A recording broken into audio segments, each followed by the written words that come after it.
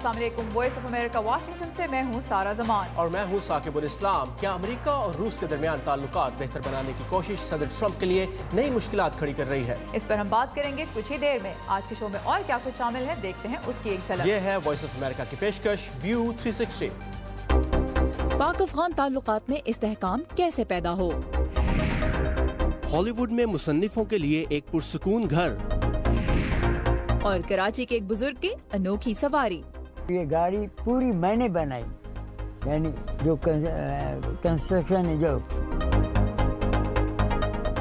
G20 सरबराह इजलास में America और रूस के सदूर के दरमियान तकरीबन 2.5 घंटे की मुलाकात दो तरफा ताल्लुकात में एक नई पेशरफ्त करार दी जा रही है। ताहम इसमें डिस्कस किए जाने वाले कुछ मौज़ूआत पर अमरीकी सियासी हलकों में बहस जारी है। चलते हैं नीलुफर मुगल के पास कैपिटल हिल पर। नीलुफर, सदर की अपनी पार्टी के कुछ अरकान भी कह रहे हैं कि उन्होंने सदर पुतिन पर शायद ज़्यादा एतबार कर लिया। क्या तफसीलात हैं?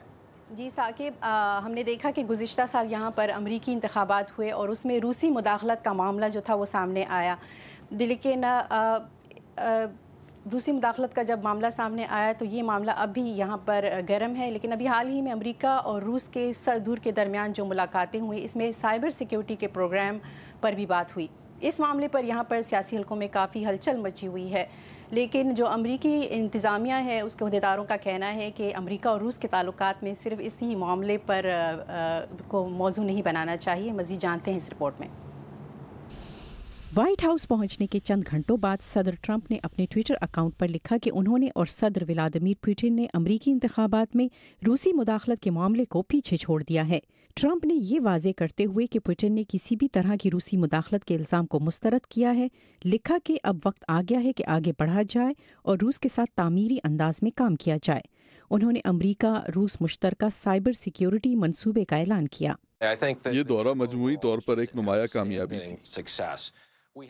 अमरीकी अहदेदारों ने कहा है कि अमरीका और रूस के सदर ने एक तवील और मुफीद बातचीत की। देखिए कि ये तबादला ख्याल हुआ और इससे क्या नतीजा निकला। उन्होंने इंतखाबात में रूसी मुदाखलत पर बात की, शाम में जंग बंदी पर गौर किया और यूक्रेन और शुमाली कोरिया पर भी बात की। ट्विटर पर रिपब्लिकन सेनेटर मार्को रूबियो ने रूसी सदर के साथ साइबर सिक्योरिटी पर अमरीकी शराकत दारी की तजवीज़ को शाम के साथ कीमियाई हथियारों के कंट्रोल पर ताउन के मुतरादिफ करार दिया। डेमोक्रेटिक पार्टी के रुकने कांग्रेस एडम शेफ ने ट्वीट किया कि ट्रंप ने उस वक्त अमरीकी पोजीशन को कमज़ोर कर दिया जब उन्होंने पुतिन के साथ मुलाकात से कबल अमरीकी इंतखाबात में रूसी मुदाखलत पर अमरीकी इंटेलिजेंस पर सवालात उठाए।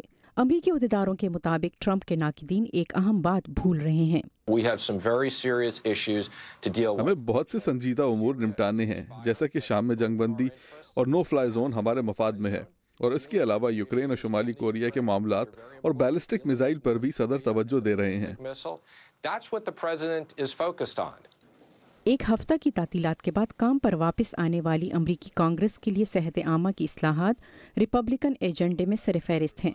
सदर ओबामा की सेहत की इस्लाहात को ख़त्म करने और बदलने के लिए दबाव रुक गया है और माहिरीन का कहना है कि इसके बगैर टैक्स इस्लाहात जैसी दीगर रिपब्लिकन तरजीहात पर आगे बढ़ना आसान नहीं होगा।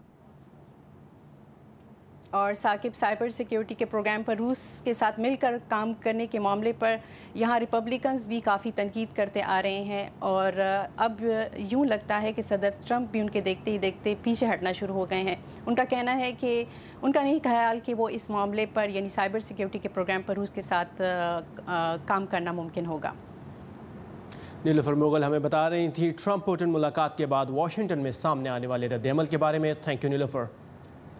और सदर ट्रंप के बड़े साहबजादे डोनाल्ड ट्रंप जूनियर ने तस्दीक कर दी है कि गुज़िश्ता साल इंतखाबी मुहिम के दौरान उनकी मुलाकात रूसी हुकूमत से राब्ते रखने वाली एक वकील से हुई थी। डोनाल्ड ट्रंप जूनियर ने एक बयान में कहा है कि उन्होंने गुज़िश्ता साल जून में उस खातून से मुलाकात की हामी ये जानने के बाद भरी कि उसके पास कुछ ऐसी मालूमात हैं जिनसे हिलरी क्लिंटन की इंतखाबी मुहिम को नुकसान पहुँच सकता है। इस मुलाकात में उनके साथ सदर ट्रंप की इंतखाबी मुहिम के साबिक चेयरमैन पॉल मैनाफोर्ट और सदर ट्रंप के दामाद जैरेड कुशनर भी मौजूद थे, जो अब सदर के सीनियर मशीर हैं। ट्रंप जूनियर ने यह भी बताया कि यह मुलाकात उनके वालिद को पार्टी की नामजदगी मिलने के बाद हुई, लेकिन डोनाल्ड ट्रंप को इस मुलाकात का इल्म नहीं था। عراقی فوج نے دعویٰ کیا ہے کہ موصل شہر سے نام نہاد دولت اسلامیہ یا داعش کو باہر دھکیل کر شہر کا قبضہ واپس لے لیا گیا ہے۔ اتوار کی رات موصل کی سڑکوں پر عراقیوں نے داعش سے آزادی کا جشن منایا، جبکہ عراق کے وزیر اعظم حیدر العبادی بھی فوج کو مبارکباد دینے کے لیے شہر میں موجود تھے۔ موصل کا بیشتر حصہ لڑائی میں تباہ ہو چکا ہے، جبکہ شہر کے قدیم علاقے میں لڑائی اب بھی جاری ہے۔ داعش نے جون 2014 میں موصل کا کنٹرول حاصل کرنے کے بعد عراق اور شام کے دوسرے علاقوں میں قبضہ کر کے نام نہاد خلافت کے قیام کا اعلان کیا تھا۔ عراقی فوج پچھلے سال اکتوبر سے موصل کو دولت اسلامیہ کے قبضے سے چھڑانے کی کوشش میں مصروف ہے، جس میں سے امریکی فضائیہ، کرد پشمرگہ افواج سمیت مقامی شیعہ اور سنی جنگجوؤں کی مدد بھی حاصل ہے۔ ایک طرف عراق سے داعش کا صفایا کرنے کی کوشش کی جا رہی ہے، لیکن دوسری جانب افغانستان اور ساتھ ہی پاکستان میں اس دہشت گرد تنظیم کا بڑھتا ہوا اثر ایک پریشان کن حقیقت بن کر ابھر رہا ہے۔ پاک افغان خطے میں امن کے لیے تعاون پر کابل اور اسلام آباد دونوں میں بات تو بہت ہوتی ہے، لیکن دونوں ملکوں کو قریب کیسے لایا جائے، اس سوال کا جواب اب صرف واشنگٹن نہیں بیجنگ میں بھی ڈھونڈا جا رہا ہے۔ تفصیلات صبا شاہ خان کی اس رپورٹ میں۔ پاکستان اور افغانستان دو ایسے پڑوسی ملک جن کی تاریخ، زبان، ثقافت اور روایات کے اعتبار سے انہیں بھائی بھائی کہا جاتا ہے، لیکن تاریخ دیکھیں تو دونوں ملکوں کے تعلقات شروع ہی سے اتار چڑھاؤ کا شکار رہے ہیں۔ افغانستان کے بہت سے مسائل ہیں، پاکستان ان کی وجہ بھی ہو سکتا ہے اور ان کے حل کا ذریعہ بھی۔ پچھلے 2 برسوں میں حالات اتنے خراب ہوئے کہ پچھلے ماہ افغان صدر نے پاکستان آنے کی دعوت کو ٹھکرا دیا تھا، اور اس ماہ ہونے والے کابل دھماکے کے بعد دونوں ہی جانب سے ایک دوسرے پر الزامات کا سلسلہ جاری ہے۔ یہ یاد رکھیں کہ پاکستان میں مختلف گروپس ہیں جن کے اپنے مفادات ہیں، اور ایسا ممکن ہے کہ سویلین حکومت امن قائم کرنے میں پرخلوص ہو اور امن قائم کرنے کے عملی طریقے ڈھونڈ رہی ہو، لیکن انٹیلیجنس کمیونٹی میں اور دوسرے ایسے عوامل ہو سکتے ہیں جن کا مفاد اس کے برعکس ہو۔ ماہرین کہتے ہیں کہ پاکستان افغانستان کی کچھ پریشانیوں کا ذمہ دار ضرور ہے، لیکن افغانستان کے برے حالات کی تمام ذمہ داری پاکستان پر نہیں ڈالی جا سکتی۔ پاکستان کو اس کا حصہ ماننا پڑے گا۔ تمام ذمہ داری پاکستان پر ڈالنے سے یہ محض جذباتی بحث بن جاتی ہے۔ بے شک آپ پاکستان کو اپنے ساتھ ہونے والی کچھ چیزوں کا ذمہ دار ٹھہرائیں، لیکن اسے معاشی اور تجارتی معاملات میں ساتھ لے کر چلنا ہوگا۔ پاکستان کو افغانستان اور ہندوستان کے بڑھتے ہوئے روابط پر تشویش رہی ہے، لیکن ہندوستان کی منڈیوں میں افغان اشیاء مثلاً قالین اور زراعت کی تقریباً $1 ارب سالانہ کی مانگ موجود ہے، لیکن افغان برآمدات کو وہاں تک پہنچانے کا سب سے سستا رستہ پاکستان کے ذریعے ہے۔ کوئی بھی دیر پہاڑ ڈھونڈنے کے لیے افغانستان کی خود انحصاری ضروری ہے، اور وہاں موجود قدرتی ذخائر کے حصول کے لیے براہ راست سرمایہ کاری درکار ہوگی، جس کے لیے پاکستان کے ساتھ برآمدات کھولنا ضروری ہے۔ پاکستان اور افغانستان کے تعلقات میں بہتری لانے اور خطے میں امن کی ایک اور کوشش حال ہی میں چین کے وزیر خارجہ کے دونوں ممالک کے دورے سے شروع کی گئی۔ یقیناً یہ جو انیشیٹو ہے یہ ایک کام آمد انیشیٹو ہے، لیکن اس کی ایفیکٹونیس اور کامیابی جو ہے وہ ڈپینڈ کرتی ہے کہ افغانستان اور پاکستان چائنا کے ساتھ مل کے کس طریقے سے کوآپریٹ کریں گے اور کس قسم کے گیو اینڈ ٹیک کرنے کے لیے تیار ہوں گے۔ ماہرین کہتے ہیں کہ افغانستان کو خطے میں نئے اقتصادی مواقع سے مستفید ہونے کے لیے ضروری ہے کہ افغانستان اور پاکستان کے درمیان تعلقات اور تجارت بحال ہوں۔ اس پر دونوں ملکوں کا استحکام اور خصوصاً افغانستان کی معیشت کا انحصار ہے۔ دوسری جانب ماہرین یہ بھی کہتے ہیں کہ افغانستان کو امریکہ سے تقریباً $6 ارب سالانہ کی سویلین اور ملٹری مد میں ملنے والی امداد کی وجہ سے بھی افغانستان خود پر سمجھوتا کرنے کا دباؤ محسوس نہیں کرتا، لیکن اگر اس ایڈ کو مشروط کر دیا جائے تو پھر امید کی جا سکتی ہے کہ افغانستان بھی سمجھوتا کرنے کے لیے تیار ہوگا اور نئی پالیسیز کی طرف دھیان دے گا۔ دونوں ملکوں کے درمیان امن اس لیے بھی ضروری ہے کیونکہ افغانستان اور پاکستان کے خراب حالات کا فائدہ صرف انہی قوتوں کو ہے جنہیں دونوں ممالک خود ختم کرنا چاہتے ہیں۔ صبا شاہ خان، اردو VOA، واشنگٹن۔ اور GIT کی رپورٹ پاکستانی سپریم کورٹ میں پیش کر دی گئی ہے۔ اس بارے میں تفصیلات آپ ہماری ویب سائٹ urduvoa.com پر پڑھ سکتے ہیں۔ اس کے علاوہ ہماری ویب سائٹ پر آج معروف شاعر احمد نسیم قاسمی کی زندگی کے بارے میں ایک تفصیلی فیچر بھی موجود ہے۔ اور اب دیکھتے ہیں ورلڈ ویو، جس میں شامل ہوتی ہیں دنیا کے مختلف حصوں میں ہونے والے کچھ اہم اور دلچسپ واقعات کی جھلکیاں۔ शाम के बहरान का सियासी हल तलाश करने के लिए अक़वाम मुत्तहिदा की निगरानी में कायम की जाने वाली कमेटी के दरमियान मुज़ाकरात का नया दौर जेनेवा में शुरू हो गया है। शाम के लिए अक़वाम मुत्तहिदा के ख़ुसूसी सफ़ीर और अक़वाम मुत्तहिदा में शाम के सफ़ीर की क़यादत में शाम का एक वफ़द मुज़ाकरात में शिरकत कर रहे हैं। फ्रांस के दारुल हुकूमत पेरिस में शदीद बारिशों ने सैलाब की सूरत हाल इख्तियार कर ली। 1 घंटे में रिकॉर्ड की जाने वाली 49 मिलीमीटर बारिश के नतीजे में पेरिस के 2 मेट्रो स्टेशन पानी से भर गए। अमेरिका और कनाडा में जंगल में लगने वाली आग ने रिहायशी इलाकों को अपनी लपेट में ले लिया है। कैलिफोर्निया और नेवाडा में 7000 से ज्यादा अफराद को महफूज मकामात पर मुंतकिल कर दिया गया। कनाडा में 200 मकामात पर लगने वाली आग से सैकड़ों घर और इमारतें तबाह हो गई हैं।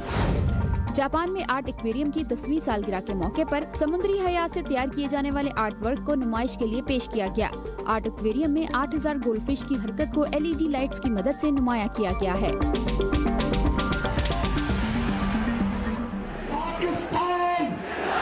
कहते हैं कि खबरें तो भाई लोकल होती हैं, लेकिन जब हमारे और दुनिया भर के मसाइल एक से लगने लगे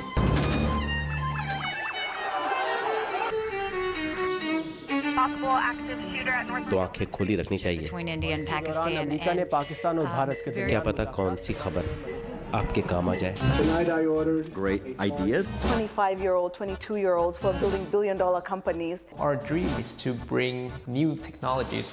View 360 सिर्फ आज न्यूज़ पर। इन दिनों सोशल मीडिया पर यह खबर बहुत शेयर की जा रही है कि अफगानिस्तान में लड़कियों की एक टीम को अमेरिका में रोबोटिक्स के मुकाबले में हिस्सा लेने के लिए वीज़ा नहीं दिया गया, जिसकी खातिर उन्होंने 2 मरतबा सूबे हेरात से काबुल तक का खतरनाक सफ़र भी किया था। लेकिन लड़कियां हैं बहुत ज़हीन, वो खुद तो नहीं आ सकी, लेकिन मुकाबले में उन्होंने अफगानिस्तान की शिरकत फिर भी यकीनी बना दी। ये 6 लड़कियां अफगानिस्तान की पहली रोबोटिक्स टीम की रुकन हैं। इन्हें मगरबी सूबा हेरात में 10 स्कूलों की हुनरमंद तालिबात में से चुना गया है। अगरचे वाशिंगटन आने के लिए इन्हें वीज़ा नहीं दिया गया, टीम ने फख्र से अपना रोबोट इस मुकाबले में भेज दिया है। हमारा रोबोट रंग को पहचान सकता है और बॉल उठा सकता है। ये जितनी ज्यादा बॉल उठाता है, इसका स्कोर बढ़ता जाता है। हम खुश हैं कि अफगानिस्तान इस मुकाबले में शिरकत करेगा। टीम की रुकन लीदा कहती हैं कि वीजा न मिलने को उन्होंने अपने लिए रुकावट नहीं बनने दिया। जब हमें वीजा नहीं मिला तो हम परेशान हो गए, लेकिन हमने अपना काम जारी रखा। हमने ट्रेनिंग ली और अपना रोबोट बनाकर अमेरिका भेज दिया। हमने साबित कर दिया कि अफगान लड़कियां ये कर सकती हैं। हम पीछे नहीं हटे, हम अपना रोबोट बनाते रहे और अब इसे मुकाबले के लिए भेज दिया। इन बच्चियों को वीजा न मिलने की खबर अमेरिका भर में सुर्खियों में रही। साबिक सदारती उम्मीदवार बर्नी सैंडर्स ने एक फेसबुक अपील में महकमा खारजा से कहा कि वो अपने फैसले पर नजरसानी करे। तवक्को की जा रही है कि ये लड़कियां कम से कम वीडियो लिंक के जरिए बॉल चुनने वाले अपने रोबोट को मुकाबले में हिस्सा लेता देख सकेंगी। अफगान रोबोटिक्स टीम को वीज़ा ना मिलने की खबर पर अमरीकी सोशल मीडिया में भी लोगों ने सख्त नाराज़गी का इजहार किया है। ये तालिबात फर्स्ट ग्लोबल चैलेंज नामी मुकाबले में हिस्सा लेने के लिए आना चाहती थी, जिसका मकसद नौजवानों की साइंस, टेक्नोलॉजी, इंजीनियरिंग और मैथ के शोबों में दिलचस्पी को फ़रोग़ देना है। मुकाबला 16 से 18 जुलाई के दरमियान यहीं वाशिंगटन DC में होगा। और आज जब अमेरिका समेत कई मुल्कों में दाखिली सिक्योरिटी को अहमियत देते हुए वीज़ों के इजरा में इंतहाई एहतियात बरतने पर जोर दिया जा रहा है, ऐसे लोगों की कहानियाँ नई अहमियत अख्तियार कर चुकी हैं जो दूसरी जंग अज़ीम में नाज़ियों के जुल्म से बचने के लिए पनाह तलाश कर रहे थे। ऐसी ही एक बच्ची थी एन फ्रैंक, जिसकी डायरी 75 साल बाद भी ना सिर्फ उसके एहसासात को ज़िंदा रखे हुए है, बल्कि तारीख़ के एक स्याह दौर का बेहतरीन रिकॉर्ड भी पेश करती है। मुझे उम्मीद है कि मैं तुमको अपनी सब बातें बता सकूंगी। मैंने इससे पहले कभी किसी पर इतना भरोसा नहीं किया। मैं उम्मीद करती हूँ कि तुम मेरे लिए सुकून और सपोर्ट का बायस होगी। एन फ्रैंक एक आम टीनेजर की तरह नेदरलैंड्स में जिंदगी गुजार रही थी जब उन्होंने अपनी 13वीं सालगिरह पर तोहफे में मिलने वाली डायरी में पहली तहरीर लिखी। उनके खानदान ने हिटलर के इख्तिदार में आने के बाद फ्रैंकफर्ट से नकल मकानी की और उन्होंने 5 जुलाई 1942 में डायरी लिखनी शुरू की, जिसके कुछ ही अरसे बाद उनके खानदान को बताया गया कि उन्हें वेस्टरबोर्ग कंसंट्रेशन कैंप मुंतकिल कर दिया जाएगा। इस डायरी में आज से 75 साल पहले लिखी गई उनकी शुरू की तहरीरों में एक नॉर्मल जिंदगी की आखिरी झलक नजर आती है। एक ऐसी लड़की की जिसकी सहेलियां थीं, जिंदगी के मंसूबे थे और खाने पीने की फिक्र नहीं थी, और फिर उनकी जिंदगी अचानक इतनी बदल गई कि उन्हें छुपना पड़ा। ایمسٹرڈیم کا یہ کمرہ این اور ان کے دوسرے یہودی دوستوں کے چھپنے کی جگہ بنا۔ یہ بک شیلف اس کمرے کے دروازے کو چھپا لیتا تھا جہاں این نے گھنٹوں اپنی خیالی دوست کیٹی کو خطوط لکھے۔ اکثر رات میں اچھے معصوم لوگوں کو روتے بچوں کے ساتھ دور تک پیدل جاتا دیکھتی ہوں، جنہیں تھوڑے سے لوگ تنگ کرتے ہیں اور مارتے ہیں یہاں تک کہ وہ گر جاتے ہیں۔ وہ کسی کو بھی نہیں بخشتے، بیمار، بوڑھے، بچے، حاملہ عورتیں، سب کو اپنی موت کے منہ میں جانا پڑتا ہے۔ این کی آخری تحریر اگست 1944 کی ہے، جس کے بعد اس بلڈنگ میں چھپے سبھی لوگ پکڑ لیے گئے تھے اور انہیں ہلاکتی مراکز بھیج دیا گیا تھا۔ این فرینک نے مارچ 1945 میں وفات پائی۔ ان کی ڈائری سے ان کا ایک اقتباس جو بہت مشہور ہے، اس سب کے باوجود مجھے اب بھی یقین ہے کہ لوگ دل کے اچھے ہوتے ہیں۔ اس سے ایسا لگتا ہے کہ وہ دنیا کو بھولی نظر سے دیکھ رہی ہوں، لیکن جب آپ ڈائری پڑھتے ہیں تو آپ کو احساس ہوتا ہے کہ وہ حالات کی ناانصافی سے بخوبی واقف تھیں۔ این کے والد آٹو فرینک ہولوکاسٹ سے زندہ بچنے والے ان کے خاندان کے واحد فرد تھے۔ انہوں نے اپنی بیٹی کی ڈائری اس لیے چھاپی تاکہ وہ دنیا کو دکھا سکیں کہ ان کی بیٹی محبت اور امید کے ساتھ زندہ رہی۔ این ہولوکاسٹ کے 60 لاکھ یہودیوں کی آواز بنی۔ 75 سالہ لوئزیا لارنس اسرائیل زندہ بچنے والوں میں سے ہیں۔ وہ اس وقت بچی تھیں اور این فرینک کے ہی محلے میں رہتی تھیں، لیکن اپنی پوری زندگی انہیں اس سوال کا جواب دینا پڑا کہ وہ کیسے بچ گئیں جبکہ این فرینک زندہ نہ رہ سکی۔ میں معذرت خواہ ہوں کہ میں زندہ ہوں، لیکن ان کے ساتھ دھوکہ ہوا اور وہ زندہ نہ بچ سکی۔ مجھے یاد ہے جب میں چھوٹی تھی اور ان کے والد نے ان کی ڈائری شائع کی تو اس وقت ہالینڈ میں لوگوں کو بہت برا لگا تھا، کوئی بھی اس بارے میں بات نہیں کرنا چاہتا تھا، لیکن آج مجھے احساس ہوتا ہے کہ اس کی اشاعت کتنی ضروری تھی۔ اس سے امریکہ میں بھی ان کی کہانی جانی گئی، ایک ایسی لڑکی کی کہانی جسے دنیا پر یقین تھا۔ انوش بسیان کے ساتھ صبا شخان، اردو VOA۔ این فرینک ان لوگوں میں سے ہیں جو مصنف نہ ہوتے ہوئے بھی اپنے احساسات کو بڑی خوبصورتی سے بیان کر لیتے ہیں، اور کچھ لوگ مصنف بننے کی کوشش کرتے رہ جاتے ہیں، اور یہ سٹرگل جتنی مشکل ہالی ووڈ میں ہے کم ہی جگہ ہوگی۔ ایسے ہی مصنفوں کے لیے لاس اینجلس میں اب ایک گھر ہے، اور وہاں ہوتا کیا ہے آئیے دیکھتے ہیں اس رپورٹ میں۔ ہالی ووڈ اس نوجوان اسکرین رائٹر کی طرح تخلیقی اور پرجوش لوگوں کو اپنی طرف کھینچتا ہے جو لکھنے کو ایک تنہا جدوجہد قرار دیتے ہیں۔ آپ محسوس کرتے ہیں کہ آپ ایک ناممکن خواب اور ناممکن مقصد کے لیے کام کر رہے ہیں، اور آپ کو یہ جان کر اچھا لگتا ہے کہ آپ کے ارد گرد کے لوگ بھی ایسا ہی کر رہے ہیں۔ ہالی ووڈ کے قریب اس گھر میں 100 رائٹرز ایک جگہ مل کر کام کرتے ہیں۔ یہاں آئیڈیاز پروان چڑھائے جاتے ہیں۔ مکان کی شریک مالک کہتی ہیں کہ رائٹرز اپنے گھروں میں بھی رہ سکتے ہیں، لیکن وہاں دھیان بٹانے کو اور بھی بہت کچھ ہے۔ گھر میں یہ سوچنا بہت آسان ہے کہ اب لانڈری کا وقت ہے، میں یہ کھانا پکانا سیکھنا چاہتی ہوں، یہ میری بلی کے کھیلنے کا وقت ہے، ایسی تمام چیزیں۔ دوسرے لکھنے والوں کے ساتھ یہاں مصنفین صرف اپنی تحریر پر توجہ دے سکتے ہیں۔ سویڈن میں ایک اینیمیشن اسٹوڈیو چلانے والے اولف بربن ہالی ووڈ کے لیے فلمیں بنانا چاہتے ہیں۔ یہ میرا اور میری کمپنی کا خواب ہے کہ ہم فیچر فلمیں بنائیں، تو اس وقت ہم ایک فلم کے اسکرپٹ پر کام کر رہے ہیں اور بہت کچھ سیکھ رہے ہیں۔ لیکن تمام مصنف بڑے پردے کے لیے فلم نہیں بنانا چاہتے۔ میں ایک ناول پر کام کر رہی ہوں، یہ ہارر فینٹیسی ہے جس کا تعلق لاس اینجلس سے ہے۔ یہ ان کا پہلا ناول ہے۔ یہ مصنف بننا چاہتی تھیں کیونکہ انہیں پڑھنے کا شوق ہے۔ اس کی وجہ یہ ہے کہ میں پڑھنے کی شوقین ہوں، مجھے خیالی دنیا، سائنس فکشن اور خوفناک موضوعات پر کتابیں پڑھنے کا شوق ہے۔ نئے اور پرانے لکھنے والے اسکرین رائٹرز ہالی ووڈ میں ایک دوسرے کی مدد سے اپنے خواب پورے کرنے کی کوشش کر رہے ہیں۔ مائیکل سلون کے ساتھ وردہ خلیل، اردو VOA۔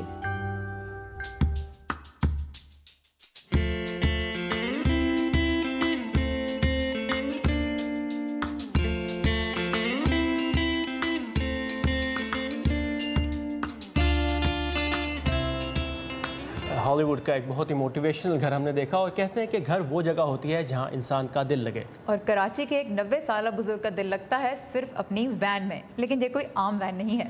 تو آج میڈ ان پاکستان میں دیکھتے ہیں کہ کس طرح سکندر علی خان نے اپنی وین کو ہی اپنا گھر بنا لیا۔ پاکستان میں بزرگ افراد زیادہ تر اپنا وقت آرام کر کے گزارتے ہیں، لیکن سکندر علی خان بالکل ان بزرگوں کی طرح نہیں۔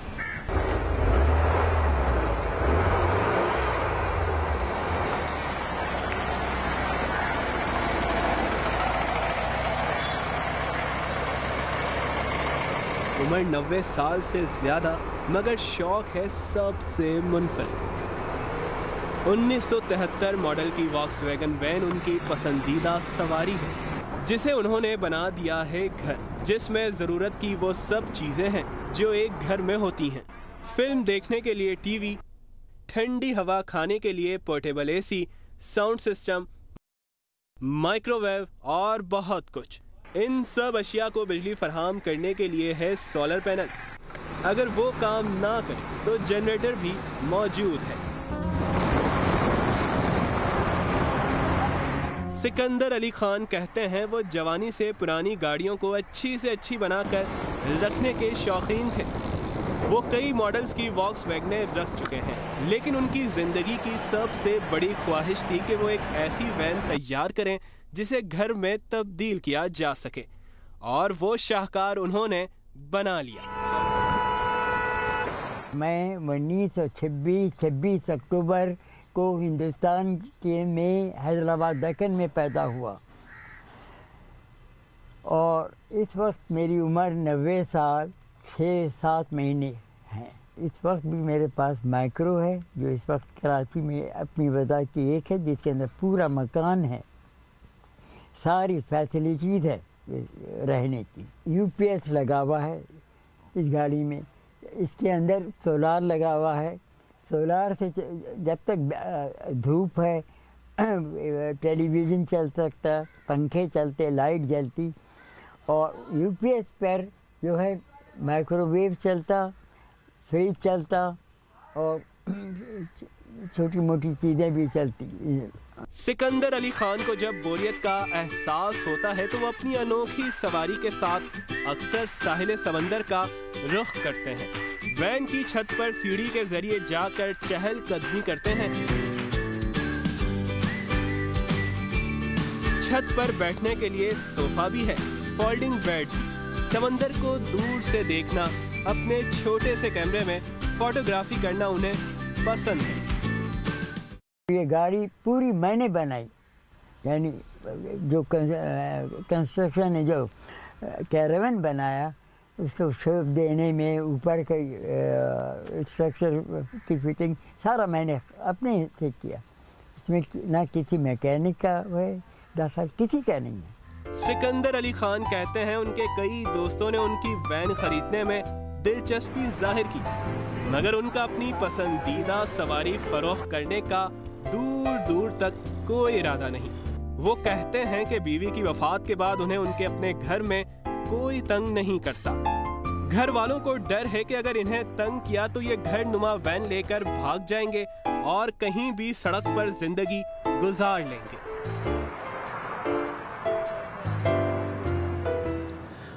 क्या आइडिया निकाला सिकंदर साहब ने। घर बैठे बैठे पूरी सैर भी कर लेते हैं और साथ में डिश एंटीना भी लगा हुआ है। होप कि वो व्यू 360 ज़रूर देखते होंगे। ज़बरदस्त। ये था आज का व्यू 360। आपकी फीडबैक का हमें इंतजार रहेगा। इसके लिए आइए हमारे फेसबुक पेज पर facebook.com/VOA उर्दू और हमें बताइए कि आप इस शो में क्या देखना चाहते हैं। कल फिर इसी जगह आपसे इसी वक्त मुलाकात होगी। Have a nice evening.